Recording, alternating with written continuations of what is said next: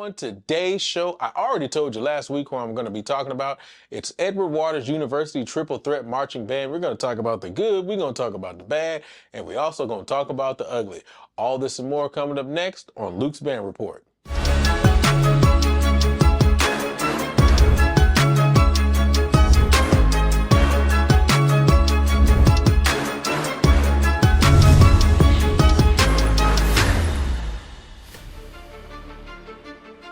Good morning, good evening, good afternoon, or whenever you're watching me right now. My name is Jay Luke, the owner and operator of the Passioneers Network. I'm also the host of Talk That Talk. You can get any of our merchandise at www.realtalkthattalk.com. Before we get into anything, first thing I want to do is say thank you to all the directors who have reached out to me, and they just kind of told me they appreciate what I've been doing right now for all the grading of the bands. They appreciate the feedback. They appreciate all the information I've been telling them. And guess what? And I want to make it abundantly clear.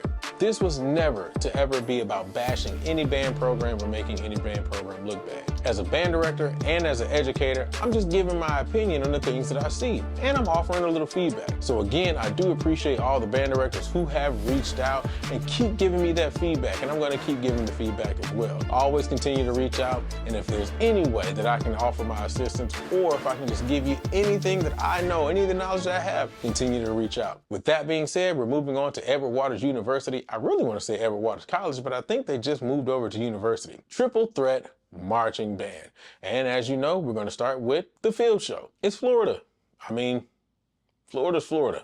Florida band's gone Florida. I mean, whether it's FAMU or whether it's Bethune or whether it's FMU or in this case, Edward Waters. They gone Florida. That's what they do.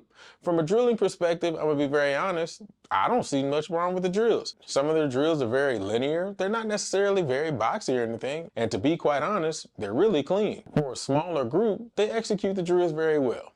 From a sound perspective also, I don't really see a lot of problems with what's happening with the sound. They're not trying to overblow, but they realize what their sound is, and they're kind of keeping it close to trying to keep a quality sound and a core sound with that group. Now, what I did realize is you got two mellophones, and that two mellophones can be kind of tricky to deal with when you're talking about those alto voices and that different timbre of that instrument, trying to get it to blend in with the multiple trombones and the multiple trumpets that you have. Sometimes those mellophones tend to stick out, but it's really not their fault. It's just the fact that there's two of them. But I know you guys are going to get more people, so just keep growing.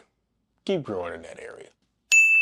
Now, I will say this. It was one drill in particular that I did see that kind of was really struggling. Not necessarily because of the execution, because I thought the execution of the drill was actually very well. It wasn't because of the music that you played, but it was because of the energy that you exuded. It was that 50 years of hip hop show. That show looked like one of those kind of shows where the band director was just like, hey, we got to do this show. We put the energy into it, and we recording it. They had their recording team out there, and they had the drones going off, and they were recording it. But what I did see is the lack of energy and the enthusiasm that was put into that show. I think that they just were told that they had to do it, and they're just like, all right, we're gonna do it, but we really don't want to. I'm tired of this, Grandpa. That's too damn bad!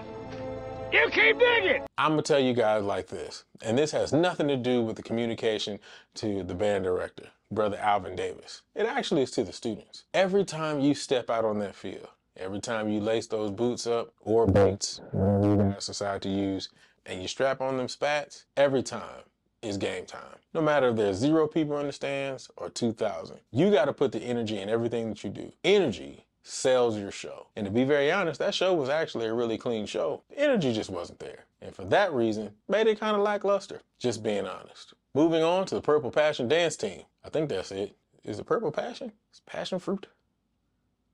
Dang, it's a really good drink. Purple Passion Dance Team is actually a pretty decent dance team. The problem that I really see is the fact that I don't really think that the band works well with the dancers. And generally, I'm always talking about the band and how they don't fit with the dancers. But on this one, I think it's the other way around. The lack of energy that I see as far as the Purple Passion Dance Team is kind of what I'm talking about.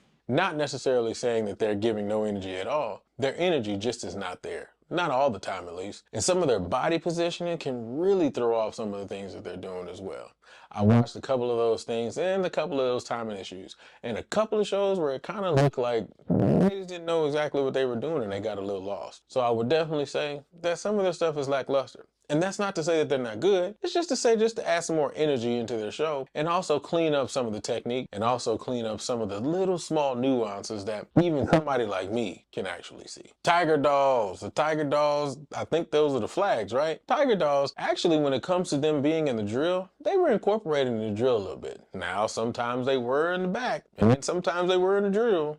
And then sometimes you just didn't see them at all. I don't know. I guess that's just kind of what you guys do. Me personally, I would like to see them more in the drill. There were some times when I didn't even know that there were even flags. And I think the thing for me was, it's also the outfit. I can't tell if those are flags based on the outfit.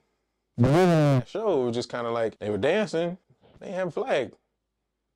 How was I supposed to know? And then they moved back and then the dancers showed up and I was like, oh, they were the flags. Who knew? When they did have their flags in their hand though, it was okay. Not gonna say it was great. Definitely some timing issues, specifically in those drop spins and a couple of shows that I've seen they were in the back that ended up kind of being a little off a little bit. So I would definitely say work on those things. Work on your timing and just work out the techniques and things of that nature. That's all I gotta say about that. And then we have the Purple Thunder dance line, which is their version of, I guess you want to say the Honeybees. According to them, the first plus size dance line. Who knew? You learned me something today.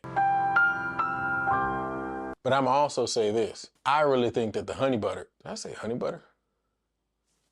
It's delicious. I really think that the honeybees are a little bit better. Not because of the fact that I think that they just dance better, but because of the fact that they put a lot more energy into the show. I don't know what it is with the auxiliary here with the Triple Threat Marching Band, but I just kind of feel like the energy between the auxiliary is just kind of lackluster. And it shows even with Purple Thunder. It's not the fact that they can't do the moves, it's just the fact that there's just no energy into it. And some of the moves, in my opinion, were a little bit simplistic. And that's not even to say you can't dance. But look, I can do a cartwheel, and I'm old. And with that being said, I gotta put this disclaimer out there. Listen, I understand that the big people are the gimmicks. Been gimmicks forever, but why? Why?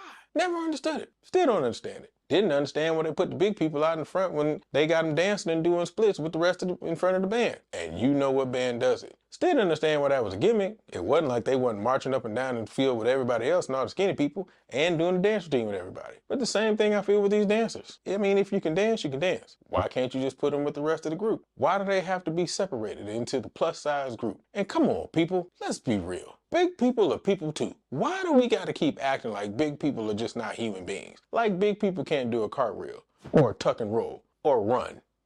Big people can run. We're people like everybody else. And yes, I said we, because I got a little meat on me too. But that's to my point. We people like everybody else. Only difference is we like sandwiches and our metabolism is low. Why do we gotta keep acting like, oh my gosh, they need to split in the field. This is something brand new. Why do people keep treating us like we handicapped? We ain't handicapped. We people. We just got a lot more meat. That's it. Come on. We just gotta do better in my opinion. Stop using big people as a gimmick. We human too. We're human.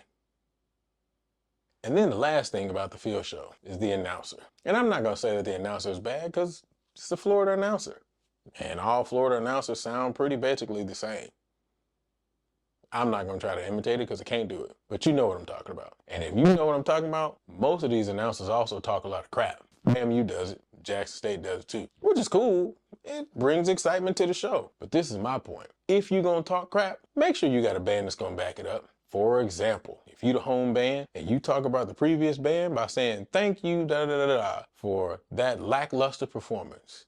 And now the real show is about to begin. But if the real show is more lackluster than the previous show, you just put your foot in your mouth. You got me hyped for nothing. You got my mouth all set for hash and ain't give me no hash. You got my mouth all ready for hash and eggs and you ain't got no hash. You can't keep with me that way. Here's another one. Often imitated but never duplicated. Not necessarily talking about Southern, by the way. But the band will still go out there and imitate what another band does. All I'm saying is, if you're gonna talk cash stuff, make sure your band can back it up. And that's coming from somebody who was an announcer. Yes, I was an announcer for the Spartan Legion for like 2 years. Who knew, right? moving on to the stands. To be very honest, I didn't really catch a lot of stand stuff. Why? Because there wasn't a lot of stuff out there. Now, was there stuff from previous years? Absolutely. But was it from anything from this past year? Nope. I think I only saw like 2 things. And one of them was neck. It was neck. And I really couldn't see what anybody was doing, so I couldn't tell by the energy in the stands. I mean, the band sounds the same. They didn't really sound bad. It didn't really sound any different than what they sound like on the field, so I guess that's a good thing. I couldn't see the dancers dance, the flags flag, if, you know, they have flags in their hand. I also couldn't see the Purple Thunder thundering. Yeah. So it's kind of hard to be able to give the band a grade on what they did in the stands if there's not a lot in the stands. So with that being said, I'm going to go ahead and start giving the grade. If you look at what we talked about on the field, when we talked about the field presentation, and the fact that they actually do really good drills, I feel like their shows are not that bad. Not bad in the stands. But again, like I said, the auxiliary leaves much to be desired. And because of the fact that I can't really give him a grade on the stands, and just because I said what I said about the announcer, doesn't mean I'm counting him in the grade. With all those things put together, C-. I think C- is fair. I think it's fair. But you guys tell me what you guys think inside the comment section down below, or if you're watching it live, I think it's over here. It may be over there, but I think it's over here. Either way, tell me what you think. Am I off? Am I wrong? And if you have some more stands videos or anything like that that I can actually see, because I would love to see what they do in the stands, send it on over. I'd love to watch it. Also, please make sure you like and subscribe and leave all the comments you want. I read every single one of them. And they're actually exciting to read. And sometimes even you all teach me something in the comments. So go ahead and leave that. And also, I have another episode of Luke's Band Report coming up this week. Why? Because I'm like 2 weeks behind. I gotta make sure I catch up before the season starts. Because once the season starts, these go out the window and we start talking about everything that's happening in the season. So with that being said, keep it locked right here. I appreciate you guys for watching. I appreciate you guys for listening. And I will see you all on the next episode.